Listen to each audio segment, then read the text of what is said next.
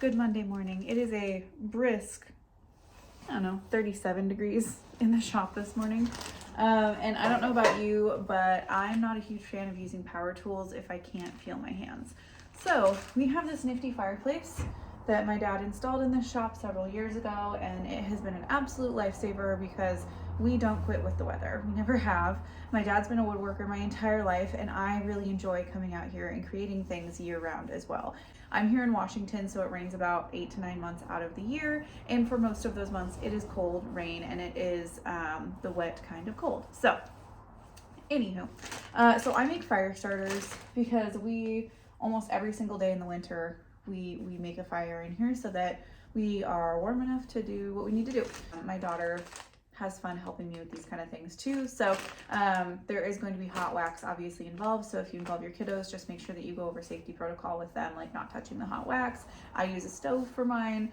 So don't touch the stove, all that good jazz. I like recycling in my own house, in my own yard. I enjoy composting. I have my own garden because I like to know exactly where everything is going. I'm just doing what I can to kind of micro homestead and be a little bit self-sufficient and feel proud of myself for things that I can do at home to make our lives comfortable, happy, safe, and healthy. So thank you so much. I will show you guys how to make these. Let's do it.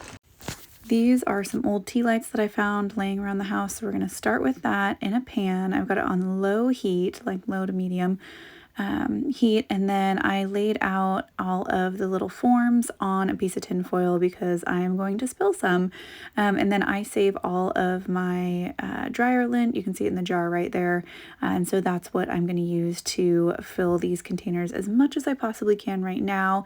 Once you pour the wax in there, it actually drops the lint down quite a bit, and so I do another layer of lint over the top of the wax that I pour in there after these guys are melted.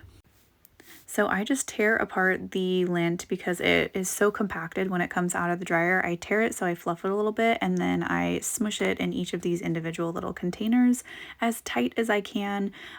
Make sure to leave some, like if you're using molds like this, like I am, these tea light molds, I use some of it kind of hanging out of the molds because in order to demold it, I grab onto that to pull it out without damaging the mold at all. You can also use silicone molds. You can use paper towel holders or toilet paper holders, and you can cut them down to like the height of a tea light, which is I think only like 1/2 inch or so, maybe 3/4.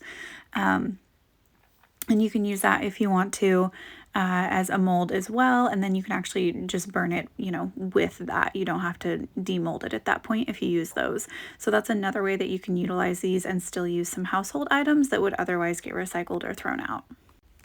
And these that I am making, because the lint fills up, most of the cavity of the tea light molds, the wax fills up like 3/4 or so. Like I don't fill it up all the way to the very, very brim. I just fill it up about 3/4 or so that I get a decent size fire starter. And these fire starters, with that amount of wax and amount of lint, they last for like a solid 5 minutes. So they do great if your kindling is like a little bit damp, not completely dry, and if you need something to last for quite a few minutes, then this is a great way to go. What the wax does is it coats the lint so that when you light the lint on fire, it doesn't all just engulf at once. The wax slowly melts around it and allows the lint to then, melt or burn a lot slower than it naturally would.